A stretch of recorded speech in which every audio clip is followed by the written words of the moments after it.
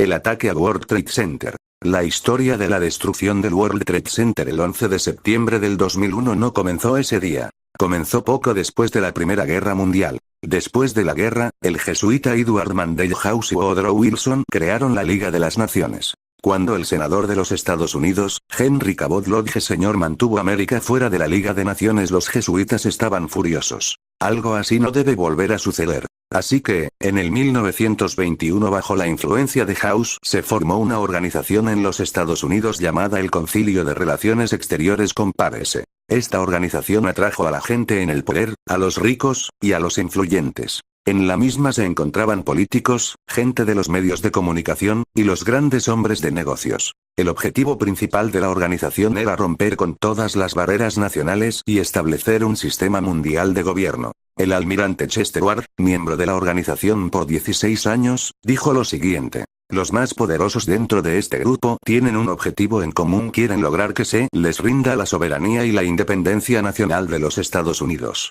Barry Goldwater, With No Apologies, William Morrow and Company, p. 278. Los jesuitas siempre han odiado a América y todo aquello por lo que este país se distingue, y su trabajo incesante consiste en destruir a este país. El gran objetivo de la CFR era la destrucción de la soberanía de América y de sus libertades constitucionales. Para lograr esto, los dos partidos, tanto los republicanos como los demócratas, debían ser controlados, para lo cual se creó un banco central, el Banco de Reserva Federal. Cuando llega un nuevo presidente, hay un cambio de personal pero no hay cambios en la política. Por ejemplo, durante los años de presidencia de Nixon, republicano, Henry Kissinger, miembro de la CFR, y el protegido de Nelson Rockefeller, estaba a cargo de la política externa. Cuando Jimmy Carter, demócrata, fue electo, Kissinger fue reemplazado por Zbigniew Brzezinski, un miembro de la CFR y otro protegido de David Rockefeller.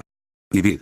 p. 279. Los jesuitas habían sido extremadamente exitosos, llevando a cabo los propósitos malignos del Papa en el Congreso de Viena, de Verón y de Chieri. Los jesuitas, con la ayuda de la CFR, controlaban las más altas esferas de lo político, lo judicial, los negocios, la banca, los medios de comunicación y el territorio religioso de los Estados Unidos. Sus planes estaban perfectamente coordinados en su debido tiempo. Cuando fallaron en lograr incluir a América en la Liga de las Naciones, después de la Primera Guerra Mundial, crearon el Concilio de Relaciones Exteriores CFR, el cual comenzó inmediatamente a usar las escuelas, las universidades y los medios de comunicación para condicionar a los americanos para que aceptaran el segundo intento de los jesuitas de crear un gobierno mundial después de la Segunda Guerra Mundial. América estaba tan condicionada por ellos que aceptaron a las Naciones Unidas y se unieron. Los jesuitas del Concilio de Relaciones Exteriores CFR son extremadamente peligrosos para la existencia de la República Americana.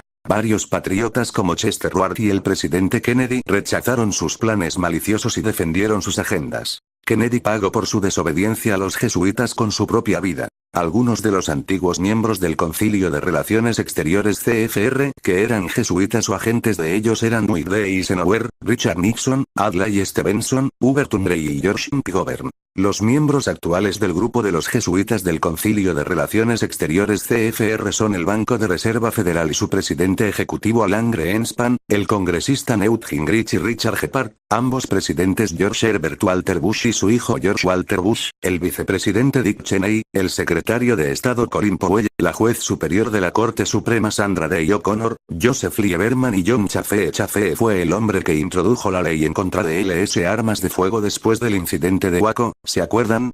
Bill Clinton, desde luego, es miembro del Concilio de Relaciones Exteriores Compárese. Muchas compañías están bajo el control de los jesuitas y el CFR, incluyendo las siguientes: la Ford Motor Company, la Corporación Boeing, la Pepsi Cola, Heinz Lockheed Martin, Time Warner y Chevron. En el área de medios de comunicación se encuentran las siguientes: NBC, CBC, New Times, Washington Post, Newsweek y Times. Estas son solo una muestra de los medios de comunicación dominados por los jesuitas. Todas estas organizaciones promueven el plan de los jesuitas de destruir a América. Algunos de los ejecutivos de los medios de comunicación que promueven el plan de los jesuitas incluyen a personas como Tom Brokaw, Barbara Walters, Catherine Graham y Ted Koppel, todos miembros del Concilio de Relaciones Exteriores. John Swinton, jefe de staff del New York Times, a quien se le considera el rector de esa profesión, hizo su confesión. En el 1953, en el Club de Prensa de New York declaró lo siguiente: no existe tal cosa como una prensa independiente en este momento de la historia de América. Usted lo sabe y yo también. No hay ninguno de ustedes que se atreva a escribir sus propias opiniones y si lo hicieran, ya saben de antemano que nunca serán publicadas. A mí se me paga semanalmente por mantener mi propia opinión fuera del periódico con el cual trabajo. Otros como ustedes reciben salarios similares por hacer lo mismo y cualquiera de ustedes que fuera tan tonto como para publicar sus propias opiniones se encontrará a sí mismo en la calle buscando otro trabajo. Si a mí se me permitiera que mi opinión personal apareciera en alguna edición, antes de 24 horas me quedaría sin trabajo. El negocio del periodista consiste en destruir la verdad, en mentir abiertamente, en pervertir, en pisarle los talones al diablo y en venderle a este pueblo y a esta raza su pan diario. Usted y yo lo sabemos cuánta mentira y cuánto engaño hay en esto de la prensa independiente. Nosotros somos las herramientas y los medios detrás de los cuales se encuentran los hombres ricos de esta nación. Nosotros somos las marionetas. Ellos alan la cuerda y nosotros bailamos. Nuestros talentos, nuestras posibilidades y nuestras vidas son propiedad de otros hombres. Nos constituimos en prostitutas intelectuales. Contribuciones múltiples, OS. Police Action. Operation Vampire Killer. The American Citizens and la Human Association, pp. 18-19. Énfasis provisto. Swinton lo explicó muy bien al decir que los medios están bajo el control de los ricos. Hemos demostrado anteriormente que la gente más rica de América son jesuitas o están bajo el control de ellos. Los jesuitas nos están diciendo por medio de los periódicos, las revistas y por todos los demás medios de comunicación lo que ellos quieren exactamente que creamos. Uno de los más grandes esfuerzos consiste en lograr que la gente crea que el Papa es un gran hombre de paz, cuando en realidad el Papa y los jesuitas han trabajado constantemente para establecer al Papa como el dictador supremo del mundo tal y como fuera en la época del oscurantismo. Cuando logren esto, volverá a ocurrir la misma horrible persecución que ocurrió en la época del oscurantismo. Los americanos están siendo engañados para que cedan sus libertades y sus derechos constitucionales y también su nación. Las tragedias que presenciamos hoy día se le atribuyen a los terroristas, pero esas organizaciones terroristas han sido infiltradas y controladas por los jesuitas. Ellos saben encubrir de forma bien efectiva las huellas del Papa en estas tragedias. Volvamos entonces a la destrucción del World Trade Center el 11 de septiembre de 2001. Junto con la total destrucción del World Trade Center, murieron miles de personas inocentes. El impacto negativo en América y en su economía ha sido devastador. Múltiples hombres de negocio han caído en la ruina como consecuencia de esto. Para poder protegerse de futuros ataques como este, el gobierno de los Estados Unidos ha hecho un débil intento de encontrar en Afganistán a quienes perpetraron esta atrocidad. Pero su mayor arma en contra del terrorismo ha sido el quitarles los pocos derechos y libertades que le quedan al ciudadano americano. Sin razones ni explicaciones, si los derechos civiles de los ciudadanos americanos les son quitados, entonces según ellos no habrá terrorismo. Este crimen en contra de los americanos ha venido desde la Casa Blanca, el Departamento de Justicia, el Congreso y los medios de comunicación. La gente en el gobierno hace un juramento solemne de defender y obedecer la Constitución de los Estados Unidos, pero ese juramento ha demostrado ser una mentira gigantesca. Ellos ignoran total y completamente la Constitución cuando pasan sus leyes destructoras y sus órdenes ejecutivas. Desde el principio de su presidencia, George Bush ha estado promoviendo la agenda de los jesuitas. A 2 meses de su presidencia, rodeado de cardenales de Roma, el presidente hizo la dedicatoria de un centro cultural en Washington, D.C. al mayor enemigo que haya tenido la República de los Estados Unidos, el Papa de Roma. Bush declaró que él hará de las palabras y las enseñanzas del Papa una realidad en América. La mejor forma de honrar al Papa Juan Pablo II, ciertamente uno de los más grandes hombres, es tomar sus enseñanzas seriamente, escuchar sus palabras y poner sus palabras y sus enseñanzas en práctica aquí en América. Patricia Zapoya, Catholic News Service, marzo 24, 2001. Las palabras y las enseñanzas de Juan Pablo II representan el plan para destruir el protestantismo, para destruir la Constitución de los Estados Unidos y para restaurar su trono como monarca universal. Por sus propias palabras, vemos que George Bush está llevando a cabo el plan de los jesuitas para destruir a América. En el 1960, John Kennedy fue de Washington a Texas para asegurarles a unos predicadores protestantes que él no obedecería al Papa. En el año 200, George Bush vino de Texas a Washington a asegurarle a un grupo de obispos católicos que él obedecería al Papa. Washington Times. Abril 16, 2001. ¿Quién es el que ordena los disparos en Washington, D.C.? Si pensamos que es el presidente de los Estados Unidos, nos engañamos a nosotros mismos. El Papa es el gobernador del mundo. Todos los emperadores, todos los reyes, todos los príncipes, todos los presidentes del mundo son mis monaguillos. Padre de E.S. Phelan. Western Watchman, junio 27 de 1912. ¿Debería sorprendernos si Bush y sus compañeros de altar están impulsando el programa de los jesuitas? ¿Nos debería sorprender ver a Bush dando órdenes ejecutivas para destruir las libertades constitucionales?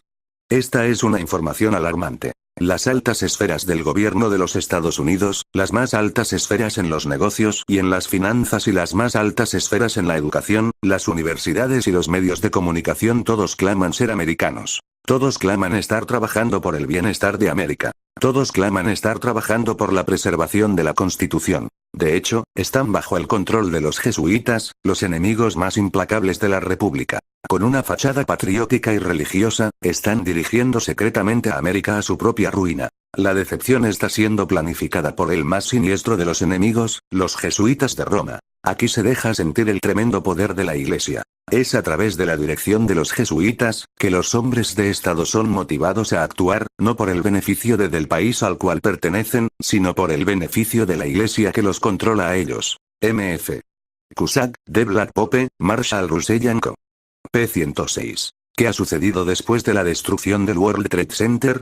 El día después de la destrucción, el Orlando Sentinel escribió lo siguiente. Los expertos, sin embargo, dicen que aún hay mucho trabajo que hacer. Y esto envolverá más gastos y planificación, crear un sistema más estricto para entrar a ciertos edificios, el aumento en los impuestos y las restricciones de algunas libertades personales. Twitter Security News, Les Freedoms Orlando Sentinel, miércoles, 12 de septiembre. Énfasis añadido. Según los Estados Unidos enfrentan una nueva guerra en contra de unos enemigos escondidos y secretos, la tentación de sacrificar nuestra libertad en la esperanza de protegernos a nosotros mismos del peligro resulta aún más peligroso. Nos corremos el riesgo de no terminar ni seguros, ni libres. Las protecciones constitucionales de derecho a libre expresión y a la privacidad que los americanos valorizan tanto reflejan un balance entre la libertad individual y la seguridad del Estado. De la forma en que se delinean las mismas, nos muestra la historia que se afectan de acuerdo a las amenazas que haya a nuestra seguridad nacional.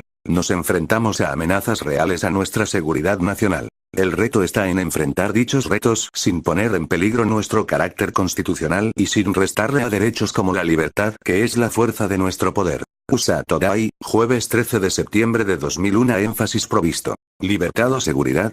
Las medidas antiterroristas podrían significar poner en riesgo libertades personales. Orlando Sentinel, miércoles 12 de septiembre. Énfasis provisto. En el foro para el lector del Orlando Sentinel, la pregunta número 12 que surgió allí fue: ¿qué libertades personales tendrían que ceder por causa del terrorismo? Al día siguiente una persona escribió y dijo: yo no tengo ningún problema con dar algo de mí misma para el bienestar de mis hermanos y hermanas. Esta persona sin duda desconoce que a medida que el gobierno usurpa más y más poder, libertad, la seguridad disminuye en proporción directa. Esta persona no realiza que cuando el gobierno tiene todo el poder, nadie está seguro y el resultado de esto es una sangrienta persecución. ¿Recuerdan lo que sucedió en Waco?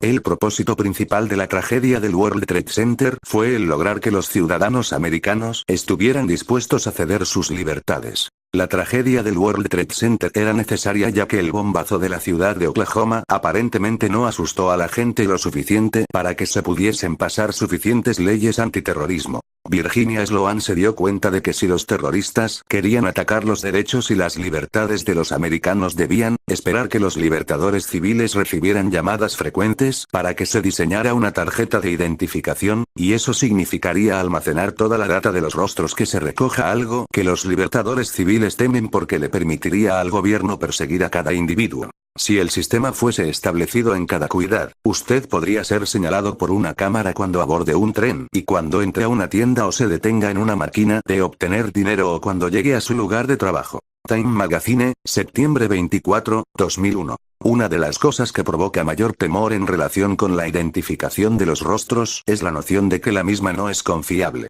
Usted podría ser identificado como un terrorista sin que lo sea si la máquina comete un error. Uno de los defensores más acérrimos de los derechos individuales, más reconocido en la Unión Americana de Derechos Civiles, ha permanecido en silencio en relación con el asunto. La organización le prohibió a sus oficiales el especular en público la semana pasada en cuanto a las posibles consecuencias de la tragedia del martes. La ACLU lo que hizo fue hacer una declaración breve urgiéndoles a sus líderes a mantener los principios de la libertad que la nación atesora como los más amados en la medida en que se persigue a los responsables de ese ataque devastador en suelo americano. Privadamente, los libertadores están preocupados de que la estampida que se ha creado para establecer la seguridad nacional atrape en sus redes los derechos y las libertades más atesoradas. Ellos señalan que algunas de las propuestas habían sido consideradas y rechazadas por el gobierno a raíz del bombazo de la ciudad de Oklahoma, en abril de 1995 y de la encuesta que llevó a cabo el Los Angeles Times después del bombazo encontró que el 49% de los encuestados pensaban que sería necesario que la persona promedio cediera sus derechos civiles, 43% no estuvieron de acuerdo. En una encuesta de seguimiento, 11 meses después encontró que 30% todavía pensaban que las libertades civiles tendrían que ser sacrificadas y el 65% dijo que era innecesario. Orlando Sentinel, 13 de septiembre, 2001. Ha habido un bombardeo de artículos de prensa y de declaraciones sugiriendo el ceder ciertos derechos tal y como la agenda de los jesuitas requiere que se haga. El 26 de octubre de 2001, el presidente George Bush firmó la Ley Patriótica de los Estados Unidos de 2001 que fue propuesta 5 días después de la tragedia. Solo 6 semanas después de lo ocurrido en el World Trade Center se pasó esa nueva ley. Resulta asombroso. Es virtualmente imposible que se conciba, se escriba, se lleve a debate y se pase una ley tan rápidamente. Se ve entonces que la ley ya había sido escrita antes de que ocurriera la tragedia. La ley aumenta la capacidad de las autoridades federales para interceptar teléfonos, compartir información de inteligencia, rastrear el uso del Internet, los emails y los teléfonos celulares y de proteger las fronteras de los Estados Unidos. Bush signs sweeping new laws to combat terrorism, Reuters News Service, 26 de octubre de 2001. Laura Murphy de la Unión Americana de Libertades Civiles declaró lo siguiente en un artículo: no podemos como nación legítima permitir que la ansiedad legítima del público inmunice a la administración y al Congreso ante su obligación de defender los derechos civiles y los valores fundamentales que ese documento encierra. En nombre de combatir el terrorismo, el gobierno les está quitando los derechos y las libertades constitucionales lo más rápido posible. Esto provocará una persecución terrible en los Estados Unidos, que será peor que las tragedias físicas. Aquellos que hacen las leyes enojados con algunos de los actos antiterrorismo le cuestionarán al general Ashcroft acerca de este asunto. Ciertos congresistas dicen que las acciones administrativas han ido demasiado lejos en cuanto a infringir las libertades civiles. USA Today, 26 de noviembre de 2001. Énfasis provisto. En el mismo periódico, el mismo día, hay una caricatura de 2 niños decorando un árbol de Navidad. Uno de ellos canta: él ve cuando tú duermes. Él sabe cuando estás despierto, él sabe si has sido malo o bueno, el otro niño contesta. Ya estoy harto del general Ashcroft. En América en los últimos 8 años ha habido 3 grandes tragedias. Waco, la ciudad de Oklahoma y el World Trade Center. En cada caso la solución del gobierno para los problemas ha sido el aumentar grandemente el poder del gobierno y la pérdida de libertades constitucionales y derechos. En este corto período de 8 años, hemos alterado seriamente la Constitución, el documento más grande creado por el hombre. Una guerra insidiosa se ha levantado en contra de las libertades constitucionales en América. El resultado de la destrucción del World Trade Center ha sido el foco principal de los políticos y de los medios de comunicación. Clamando ser americanos leales, los agentes de los jesuitas en el Congreso y los medios de comunicación han llevado a cabo su plan para destruir a América sin enfrentar prácticamente ninguna oposición. Recuerden que los jesuitas son totalmente antagónicos a la Constitución americana y a todo lo que la constituye. Charles Chiniquy dice lo siguiente: mucho antes de que yo fuese ordenado sacerdote yo sabía que mi iglesia era el enemigo más implacable de esta república. Mis profesores unánimemente me habían dicho que los principios y las leyes de la Iglesia de Roma eran completamente antagonistas y que constituyen la base y el fundamento de la Constitución de los Estados Unidos de América. Charles Chiniquy, 50 Years in the Church of Rome, Chick Publications, p. 283. Observe cuidadosamente cómo Charles Chiniquy compara la distinción entre ambos. 1. Los principios más sagrados de la Constitución de los Estados Unidos se basan en la igualdad de cada ciudadano ante la ley. Pero el fundamento principal de la Iglesia de Roma es el rechazo a esa igualdad. 2. Los Estados Unidos proclaman la libertad de conciencia como un principio sagrado que todo ciudadano debe conservar a un precio de sangre. Pero la libertad de conciencia es declarada por todos los papas y los concilios de Roma como lo más malvado y diabólico que todo buen católico debe aborrecer y destruir a cualquier precio. 3. La Constitución americana asegura la absoluta independencia de lo que se considera civil y lo que se considera religioso. Divide el poder civil del poder eclesiástico. Pero la Iglesia de Roma declara que esa división resulta ser un acto de impiedad y una rebeldía contra Dios. 4. La Constitución americana le concede la libertad a todo hombre para servirle a Dios de acuerdo a su conciencia. Pero la Iglesia de Roma declara que ningún hombre posee tal derecho y que solo el Papa sabe lo que el hombre debe creer o no. 5. La Constitución de los Estados Unidos niega el derecho de castigar a alguien por diferir en cuanto a religión. Pero la Iglesia de Roma dice que ella tiene el derecho de castigar mediante la confiscación de los bienes, o la pena de muerte a aquellos que difieren de la fe del Papa. 6. Los Estados Unidos ha establecido escuelas a través de su inmenso territorio, a las que invitan a la gente a enviar a sus niños para que cultiven su inteligencia y se conviertan en ciudadanos buenos y útiles. Pero la Iglesia de Roma ha maldecido públicamente esas escuelas y ha prohibido que sus niños asistan a ellas bajo amenaza de excomulgarlos en este mundo y de que se condenen en el venidero. 7. La Constitución de los Estados Unidos se basa en el principio de que la gente es la fuente principal del poder civil. Pero cientos de veces, la Iglesia de Roma ha proclamado que este principio es impío y producto de herejías porque argumenta que todo gobierno debe tener como base la fe católica, con el Papa como la única fuente legítima e infalible y como el intérprete de la ley. Vimos como el presidente de los Estados Unidos declara al Washington Times que él va a obedecer al Papa. Para poder hacerlo, tiene que destruir la Constitución. Después de la destrucción del World Trade Center, Bush ha seguido aparentemente la agenda del Papa al pie de la letra. Nada está más claro que si los principios de la Iglesia de Roma prevalecen aquí, nuestra Constitución va a sucumbir. Los dos no pueden coexistir. Están en un antagonismo abierto y directo en cuanto a las teorías de nuestro gobierno y de todos los gobiernos populares en todas partes. Richard Thompson, de Papaki and the Civil Power, citado de 50 Years in the Church of Rome, p. 285. Si los católicos ganan una mayoría numérica en este país, las libertades religiosas llegarán a su fin. The Shepherd of the Valley, diario oficial del obispo de St. Louis.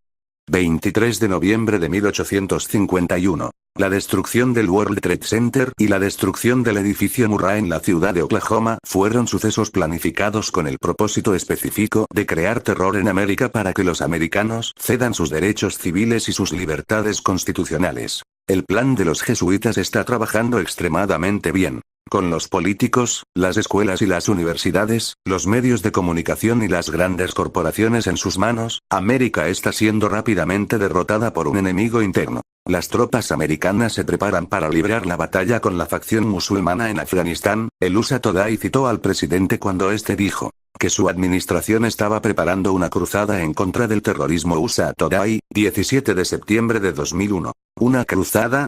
Las cruzadas eran las guerras santas de la Iglesia Católica durante el oscurantismo en contra de los musulmanes que no querían cederle a Jerusalén al Papa. ¿Qué quiere decir Bush cuando se refiere a una cruzada?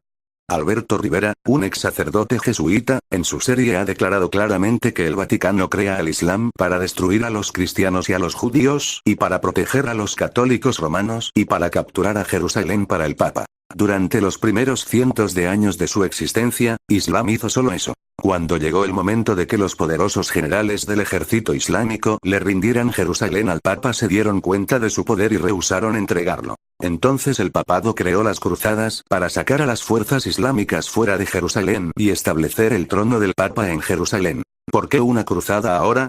¿Por qué están peleando América y las facciones extremistas islámicas?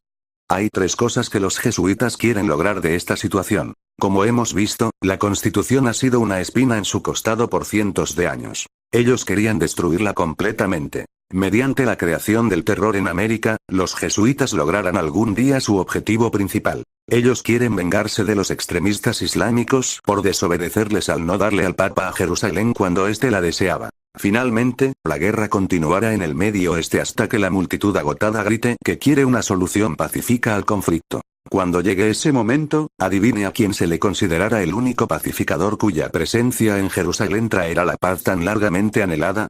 Al poner al Papa como líder en esa región tan llena de problemas, parecerá ser la única respuesta porque los medios de comunicación, controlados, habrán condicionado a todo el mundo a la idea. Así que el Papa reinará en Jerusalén. Misión cumplida. Consideremos a Osama Bin Laden.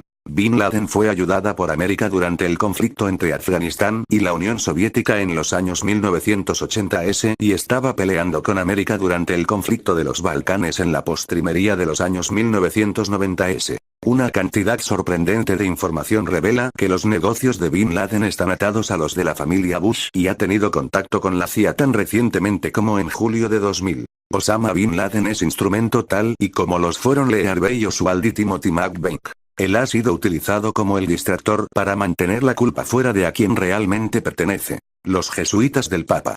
Milt Bearden, un exdirector de operaciones de Afganistán y el asesor de inteligencia de Bin Laden, fue entrevistado por Dan Rather el 12 de septiembre de 2001. Rather quería que Burton dijera que Bin Laden era responsable del desastre del World Trade Center. Bearden dijo que, si no tuviesen a un Osama Bin Laden, hubiesen inventado uno recientemente. Rick Wiles, un reportero del programa de noticias American Freedom, entrevistó al Dr. Koryagina, un asesor económico de Vladimir Putin, líder de Rusia. En la entrevista, discutió las sociedades secretas, las organizaciones criminales y religiosas que están controlando al mundo. Declaró además que hay un gobierno sombreado que busca derrumbar a los Estados Unidos e implantar un gobierno mundial. Le advirtió a Moscú en julio de 2001 que los Estados Unidos serían atacados. Ella dijo que cuando la gente americana despertaran a lo que les está sucediendo y a quien lo hizo, estaría en estado de shock. Todo el mundo entre comillas sabe acerca del crimen organizado y la mafia. Incluso la gente ha escuchado por mucho tiempo acerca de sociedades secretas y cosas por el estilo. Durante mi investigación, comencé a notar que esas estructuras pueden unirse. Y me percaté de que ahora tenemos un monstruo criminal, una raza de crimen organizado, la mafia y las sociedades secretas que se han unido. Transmitido por televisión el 6 de diciembre de 2001. Escucharemos las palabras de este reconocido economista ruso. Las sociedades secretas están uniendo a todas estas agencias para crear un nuevo orden mundial. Cuando América lo reconozca estará en shock. Dr. Koryagina dijo que cualquier cosa excepto nombrar la sociedad secreta que está llamando a la violencia, y que maquinó la destrucción del World Trade Center. Los jesuitas de Roma.